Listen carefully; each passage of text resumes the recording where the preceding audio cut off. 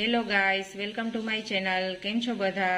આજે આપણે છે ને વરસાદની મોસમમાં ખાવાની ખૂબ જ મજા પડી જાય ને એવા પૂરી ભજીયા બનાવવાના છે, જે આપણે જમણવારમાં તો હોય જ છે, પણ બાળકોના લંચ બોક્સમાં અને ક્યારેક બપોર પછી ભૂખ લાગી હોય ને તો હળવા સ્નેક્સમાં પણ ચાલે છે.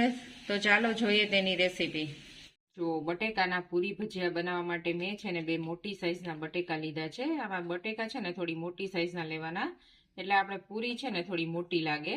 હવે છે ને આની છાલ ઉતારી અને આપણે છે ને ચિપ્સનું જે મશીન આવે ને વેફર પાડવાનું, એમાં આની ચિપ્સ પાડી લેશું.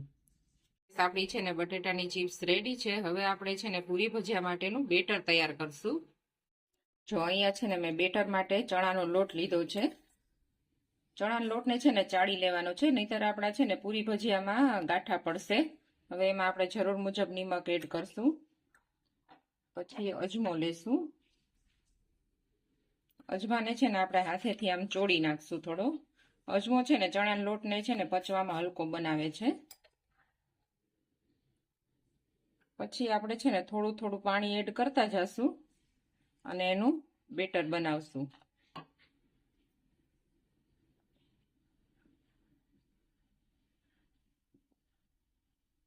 આપણું બેટર પાણી છે ને આમાં વ્યવસ્થિત મિક્સ થઈ ગયું છે. હવે આ સ્ટેજ ઉપર છે ને આપણે સાજીના ફૂલ એડ કરશું, અને સાજીના ફૂલની ઉપર છે ને આપણે આવી રીતે લીંબુ નાખી દઈશું, લીંબુનો રસ, એટલે એ એક્ટિવેટ થઈ જશે અને આપણા પૂરી ભજીયા છે ને સરસ ફૂલશે.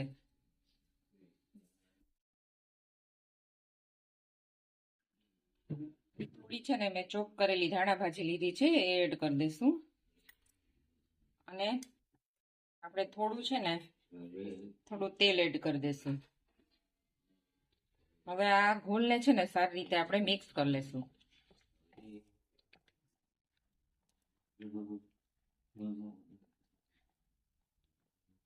જો આપણે ખાટું લાગે ખીરું તો થોડું આપણે પાણી એડ કરી શકીએ.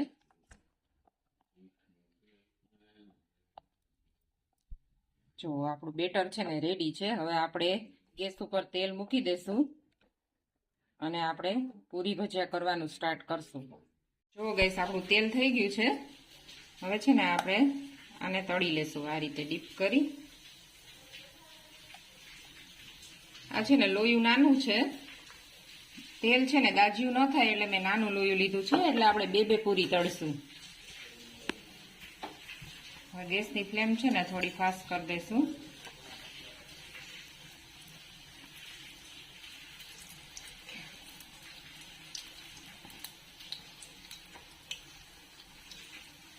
આ છે ને બાળકોને તો ખૂબ જ ભાવે છે.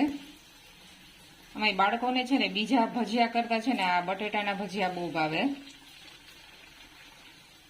આ લંચ બોક્સમાં આપી શકાય છે. ઠંડા થઈ જાય ને તોય આ ભજીયા સારા લાગે છે. જો આપણા ભજીયા છે ને એકદમ ફૂલીને દડા જેવા થઈ ગયા છે, મસ્ત પૂરી ભજીયા. તો જો ગાઈસ, બધા પૂરી ભજીયા છે ને તળાઈને રેડી થઈ ગયા છે. જો મસ્ત ફૂલીને દડા જેવા આપણા પૂરી ભજીયા રેડી છે. વરસાદની મોસમમાં તો આવા ભજીયા હોય ને તો બીજું શું જોઈએ.